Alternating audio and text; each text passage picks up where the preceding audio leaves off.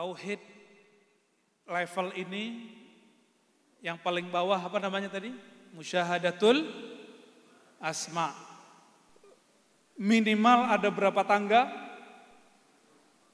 90. Tapi di satu tangga ada 70.000 hijab Allah Subhanahu wa taala. Kalau dipikir-pikirin hijab kita nggak berani naik. Tapi jika Allah berkehendak, si hamba akan ditembuskan ke sana. Di atas itu namanya tauhid bisyuhudil af'al atau musyahadatul af'al. Tauhid menyaksikan af'al perbuatan Allah Subhanahu wa taala. Orang ini dia karam fana dalam dua nama Allah, kudrat dan iradat. Kudrat, iradat. Kalau dia sampai di ujung, maka Allah akan berikan kepadanya sirkun. Itu sebabnya beberapa aulia itu bismillah saja bisa terbang. Pernah lihat orang terbang? Gak pernah? Beneran? Norak ya. Maka orang awam menyaksikan kewalian itu lewat keramat yang zahir. Disebut karamatul akwan di kitab ini.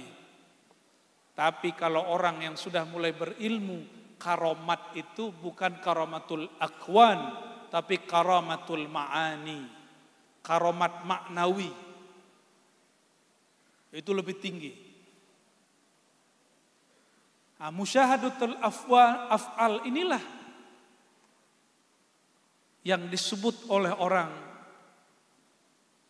syuhudul wahdah fil kathrah. Memandang keesaannya dalam keragaman fiil-fiil perbuatan-perbuatan Allah. Saya mau tanya, malam ini perbuatan Allah bukan? Benar? Hakul yakin? Udah antum sudah sampai di makomin itu ya. Canggih juga ya. Tapi kayaknya gak semuanya nyahut, gak semuanya mudeng ini. Kita duduk malam ini, menyaksikan semua penampilan tadi malam ini dan mendengarkan kalam-kalam ini. Bahkan hamba al-fakir berbicara hal-hal ini. Ini fi'il Allah bukan? Jika demikian adanya, maka sebenarnya secara akli dan makna kita sudah masuk kepada tauhid bisyuhud atau musyahadatul af'al. Menyaksikan afal Allah. Cuma karena baru pakai akal, baru pakai ini,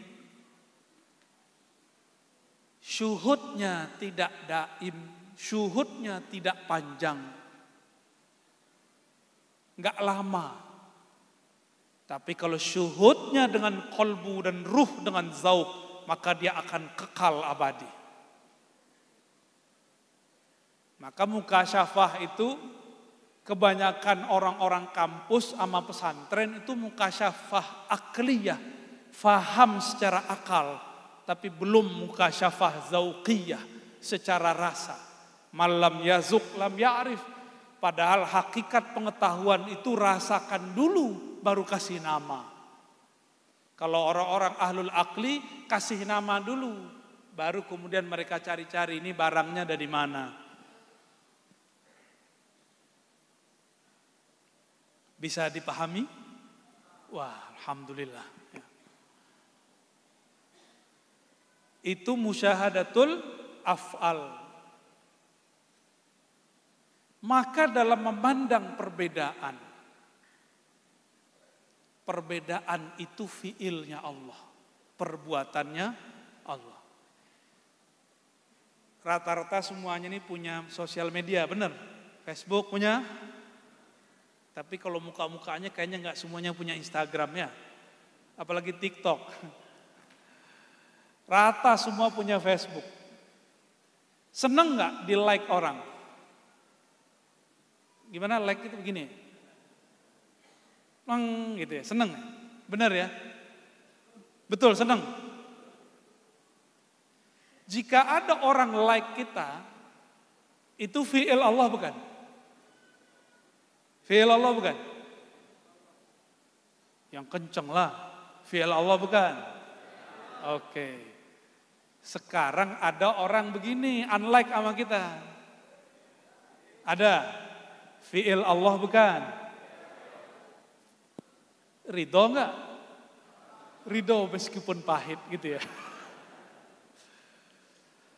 Ar-ridho itu qabulu qadarillah ma'amurrih wa hulwih.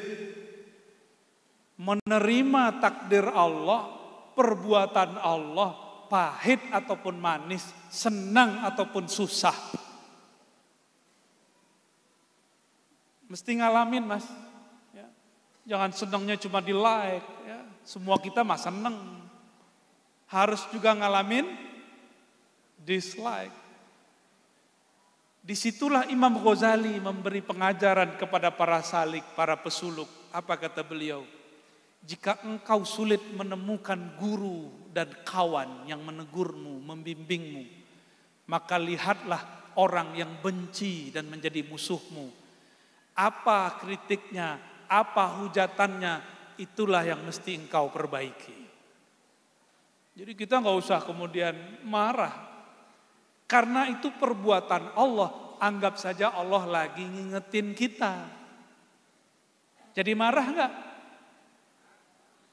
Awal-awal agak kaget wajar. Tapi jangan lama-lama kagetnya. Ya, kaget sebentar boleh. Meskipun as-sabru inda sadmatil ula. Sabar dari musibah orang biasa. Tapi sabar kalau dibenci, itu yang luar biasa. Tadi Kiai Abid Arifin berkalam. Siapa tadi? Ya. Ada orang lahir, bapaknya muslim, ibunya muslimah. Anaknya? Ya. Fi'il Allah bukan? Ada orang, bapaknya bukan muslim, ibunya bukan muslimah. Lahirnya juga bukan muslim. Fi'il Allah bukan? Tapi kita nggak boleh fatalisme. Apa arti fatalisme? Menyalahkan takdir. Allah simpen satu sifat di dalam diri namanya ikhtiar dan kasab. Usaha memilih. Maka kita tidak mengutuk orang berbeda agama karena dia terlahir dengan agamanya. Kenapa? Semuanya takdir dari Allah. Tinggal dia nanti mencari kebenaran dalam ikhtiarnya. Dalam mencari itu fastabikul khairat. Mari kita cari mana yang terbaik. Kebenaran satu, benar? Ya. Kebenaran satu, ya. Kebenaran siapa? Agama Allah sempurna, betul. Agamanya sempurna. Yang di depan saya sudah sempurna belum? Jadi ada salah satu kawan saya mengkritisi, apa katanya? Ngapain maulid-maulid? Agama Allah telah sempurna. Pakai ayat Al-Maidah, Al-Yauma akmaltu lakum dinakum. Pada hari ini akmaltu, aku sempurnakan bagi kamu, lakum, yang disempurnakan bukan kamu, tapi dinakum. Akmaltu muta'addinya apa? Din. Jadi objeknya itu din. Yang sempurna dinnya bukan kumnya. Jadi kalau nanti ada yang bantah-bantah, jawab aja. Betul, agama kita sempurna, ente enggak sempurna, saya enggak sempurna. Ayat ini sering diperkosa, tahu diperkosa. Katanya enggak boleh nafsirin ayat sembarangan, dia nafsirin ayat sembarangan. Katanya kalau mentafsir ada syarat-syaratnya, lo dia enggak cukup syarat menafsir. Enggak adil. Giliran kita menafsir dia enggak terima. Giliran dia menafsir dia anggap itu benar. Maka mereka yang sekarang memerkosa kebenaran ini, kebenaran Allah yang satu, dia anggap itu turun hanya kepadanya. Maka yang beda dengan dia, beda dengan Allah. Bahaya nggak tuh orang? Hah? Al-Quran benar, sepakat? Yang nggak sepakat kafir. Kafir bahasa kita loh ya, agama kita. Al-Qurannya benar, sepakat? Tapi kalau Ar-Razi baca ayat, pasti benar gak? Pasti benar gak? Tuh, takut ya? Takut soal adab ya? Ya udah bukan saya deh. Mas, asmanipun ya ini yang gondrong tapi disembunyiin ini. Asirin, bukan khosirin kan? Mas Asirin, kalau Mas baca ayat pasti benar gak? Enggak. Sepakat? Tapi bisa benar gak? Bisa benar, bisa salah. Katanya al-haqqu mir rabbi, kebenaran dari Allah. Satu, kok bisa Ar-Razi baca, Mas Asirin baca, beda kebenaran? Karena Mas Asirin mungkin kuliahnya sudah 10 tahun, mahasiswa abadi. MA ya. Saya kuliahnya baru 4 tahun, kualitas bacanya beda. Mas Asirin hafal alfiyah, saya 10 pun belum hafal. Maka cara bacanya beda. Nah, kebenaran ini yang lagi diperkosa mereka hari ini. Mereka merasa kebenaran Allah itu ada di dia. Maka beda dengannya, beda dengan Allah. Ini yang akan merusak semua agama. Akan merusak semua mazhab dan thariqat. Tapi kita nggak perlu memusuhi mereka, ya. Cukup ngingetin mereka. Jadi level 2 tauhid bisyuhud apa? Musyahadatul af'al. Tadi musyahadatul af'al itu orangnya dia sedang berlayar dalam lautan tauhid, kudrat dan iradat Allah Subhanahu wa taala. Maka orang-orang ini zikirnya biasanya ada maknanya la haula wala quwata illa billahil aliyil azim. Tiada daya dan upaya kecuali dengan Allah Subhanahu wa taala. Dan itu juga bertingkat-tingkat. Masih ingat kisah Nabi Musa sama Nabi Khidir? Di kitab ini beliau mengatakan Nabi Khidir itu diperdebatkan kenabiannya. Dan beliau cenderung mengatakan Nabi Khidir bukan Nabi.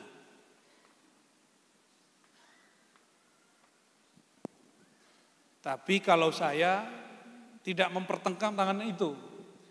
Nabi Khidir sebelum Nabi Muhammad beliau Nabi. Statusnya. Tapi setelah muncul lahir Nabi Muhammad SAW, ahli kasyaf memandangnya sebagai sahabat dan umat. Meskipun dulu beliau seorang nabi, statusnya sebagai umat. Karena dulu dia nabi, maka sekarang dia dihitung wali. Kenapa? La nabiyya ba'di. Tidak ada lagi nabi setelah Nabi Muhammad. Jadi dengan munculnya Nabi Muhammad, jika Nabi Isa turun, nanti pangkatnya bukan pangkat kenabian, pangkatnya umat Nabi Muhammad. Jika Nabi Ilyas muncul, sama. Jika Nabi Khidir zahir, sama.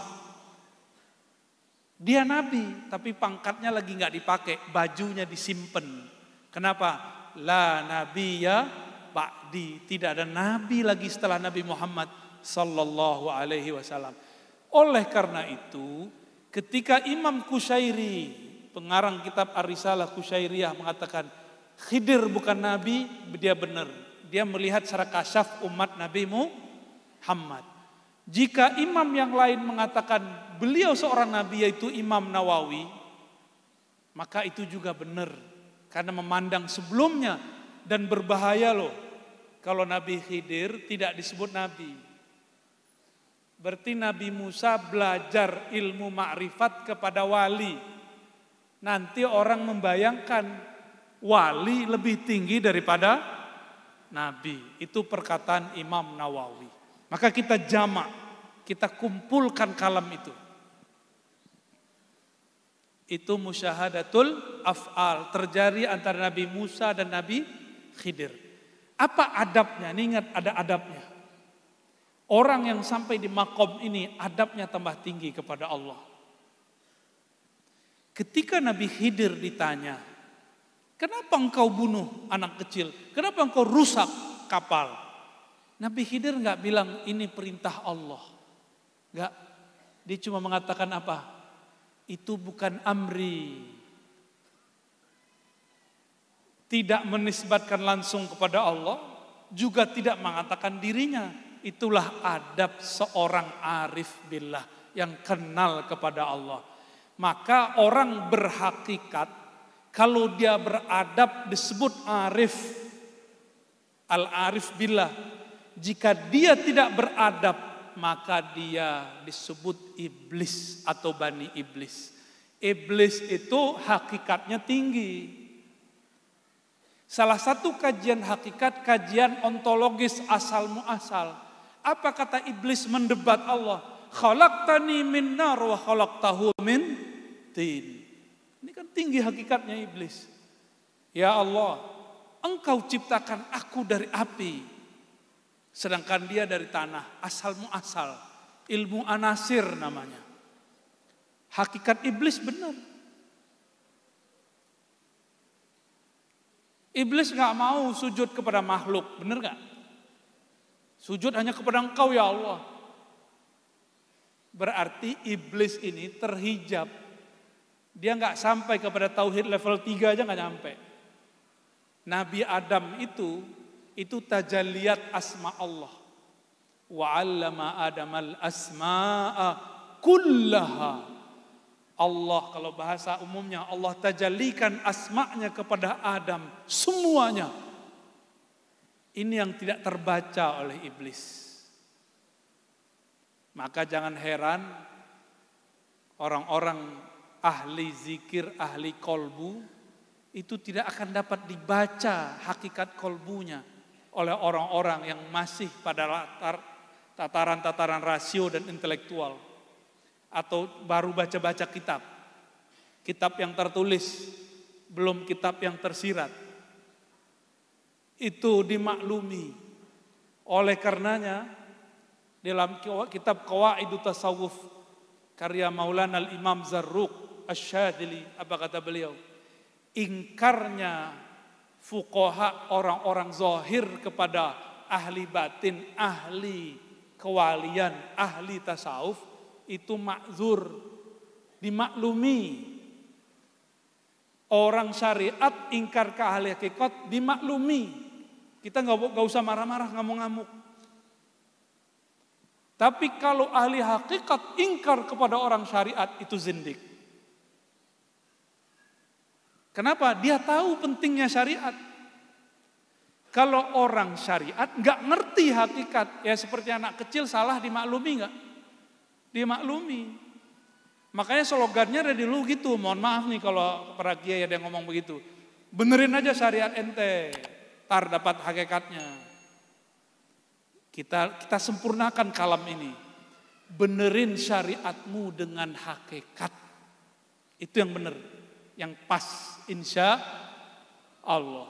Karena tidak ada namanya tanaqud baina syariah wal haqiqah. Disinilah pentingnya adab. Sayyidina Al-Khadir Balia ibn Mulkan Abul Abbas alaihi salam tidak menyalahkan Allah. Dia cuma menafikan itu darinya, lalu menakirahkan, tidak menyebutkan sumber siapa yang nyuruh. Kalau Nabi Musa faham, Nabi Musa tidak akan protes. Ternyata Nabi Musa mulai faham. Karena Nabi Musa Allah berikan kepadanya tajalliyat zahir, Nabi Khidir Allah berikan kepadanya tajalliyat batin. Ini sama-sama nama Allah, ini zahir, ini batin. Sama-sama diuji. Bagian akhir. wa tauhidun billahi ala ma'na tauhidillahi li nafsihi bi nafsihi wa huwa, ini mohon maaf ini salah cetak ini, wa huwa lil muradin, yang pasnya lil muradin bukan lil muridin.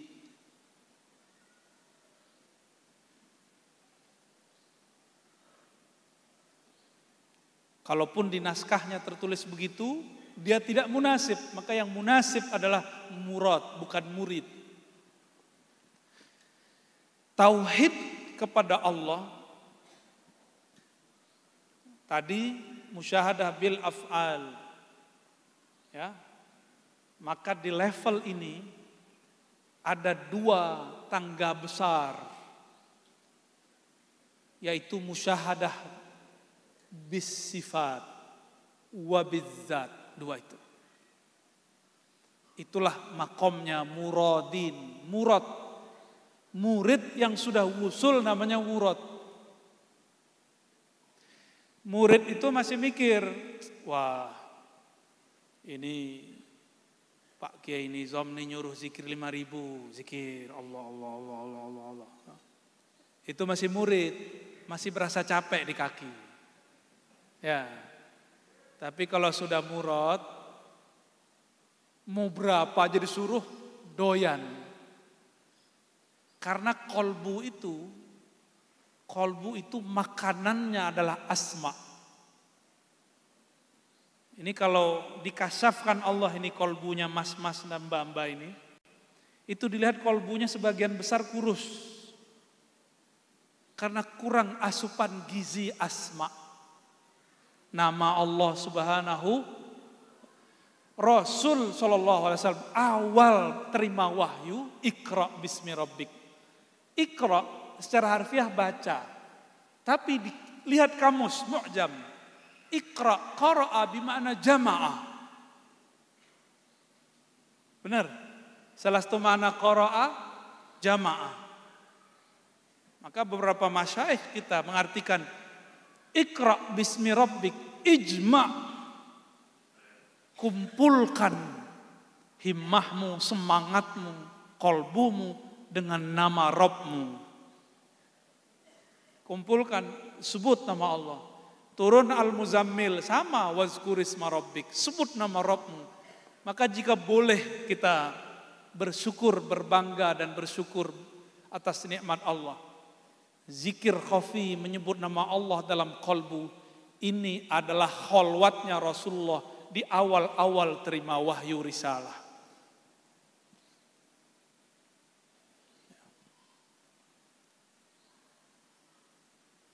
Nabi ketika didekap oleh Jibril, kan tanya, Iqra.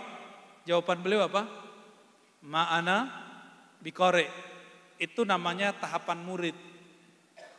Ketika didekap, orang kalau sudah terdesak, maka ilmu kepepet muncul. Muncullah yang sebenarnya dari Nabi Muhammad SAW. Itu namanya murad. Nabi Muhammad kalau ngelakonin sebagai murid, beliau berguru ke Jibril alaihissalam. Tapi kalau sebagai murad, Jibril lah muridnya. Tahu dari mana coba? Dalam satu riwayat Imam Hakim, seingat saya, dalam kitab Al-Mustadrak, ya, atau kitab yang lain, itu Sayyidina Jibril diizinkan memandang nur Nabi Muhammad SAW itu 2000 tahun. Sebelum itu, maka beliau disuruh bersolawat. Itu bukan mustadrak, ya. Ada satu kitab tentang ilmu Nur Muhammad. Kalau yang di mustadrak itu dikatakan Nabi nanya ke Jibril. Nah, ini yang saya ingat. Di Tobroni ada yang semakna, di Dailami. Ini coba lihat makom Sayyidina Jibril, Sayyidina Muhammad. Perhatikan makomnya. Nabi Muhammad nanya, ya Jibril, hal ra'aita rabbak? Wahai Jibril, apakah engkau memandang kepada Rabbmu, Tuhanmu? Apa jawaban Sayyidina Jibril? La, tidak. Antara aku dan dia, Allah yang Maha Esa, sab'ina alf, ada 70.000 hijaban min nur, hijab cahaya. Seandainya danautu, aku mendekat kepada hijab yang paling bawah, lah taraktu, aku akan terbakar. Antara Sayyidina Jibril dan Allah, ini ilustrasi 70.000 hijab cahaya. Yang paling bawah hijab cahaya, malaikat Jibril mendekat, kebakar. Kebakar. Dengan polosnya baginda Nabi SAW mengatakan, Ra'aitu Rabbi anna arah atau anna urah. Ra'aitu Rabbi fi surati syabin amrat. Beliau dengan santai mengatakan, loh Mas Bril, aku ngelihat Allah. Kadang disebutkan melihat Allahnya itu ada beragam-ragam model. Kadang dalam bentuk tajalli misali, sifat, asma, af'al, nama. Dan yang paling tinggi Rasulullah SAW yang disebut thumma dana fatadalla, itu tajalli zati. Rasulullah syuhud kepada zat Allah Subhanahu wa taala, dan Rasulullah turun ke bumi, tubuhnya tidak terbakar, bulu badannya, kainnya tidak berkurang satupun. Kira-kira tinggian makom Sayyidina Jibril atau Sayyidina Muhammad sallallahu alaihi wasallam? Maka kita tidak salahkan jika ada sanad Quran, sanad hadis qudsi, an Sayyidina Muhammad, an Sayyidina Jibril, an Rabbil Izzah. Dari Nabi Muhammad, dari Jibril, dari Allah. Itu sanad murid, sanad riwayat. Tapi sanad hakikat, sanad ma'rifat, Jibril dari Nabi Muhammad sallallahu alaihi wasallam. Karena yang bisa cerita tentang sifat Allah Nabi Muhammad, Jibril nggak bisa. Yang bisa cerita tajalliyat zat cuma Nabi Muhammad, Jibril nggak bisa. Maka di saat itu Jibril pun ikut ngaji. Maka versi saya, Al-Fakir, ketika Jibril mengajarkan kepada sahabat, itu juga ngajarin malaikat yang lain. Akhbirni anil Islam, iman, Islam, ihsan. Walaupun di ujung Nabi mengatakan, zalika Jibril atakum liyu'allimakum dinakum. Dia datang Jibril kepada kalian untuk mengajarkan agama kalian. Tapi Jibril kan kalau turun gak sendiri.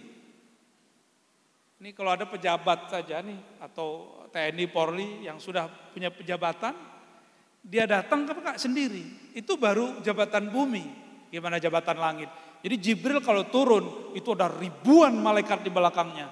Itu semuanya ngaji kepada Rasulullah sallallahu alaihi wasallam. Maka inilah dinamakan rahmatan lil alamin. Beliau rahmat tidak hanya bagi manusia di alam bumi, tapi juga di alam langit, alamnya para malaikat. Jadi malaikat juga ngaji. Jadi tempat ini karena sudah rutin. Itu malaikat setiap malam Kemis jadi itu pasti datang ke sini. Dan orang-orang yang kolbunya sudah akrab dengan malaikat-malaikat itu akan selalu terpanggil datang di malam-malam tersebut. Semoga kolbu kita seperti itu, amin.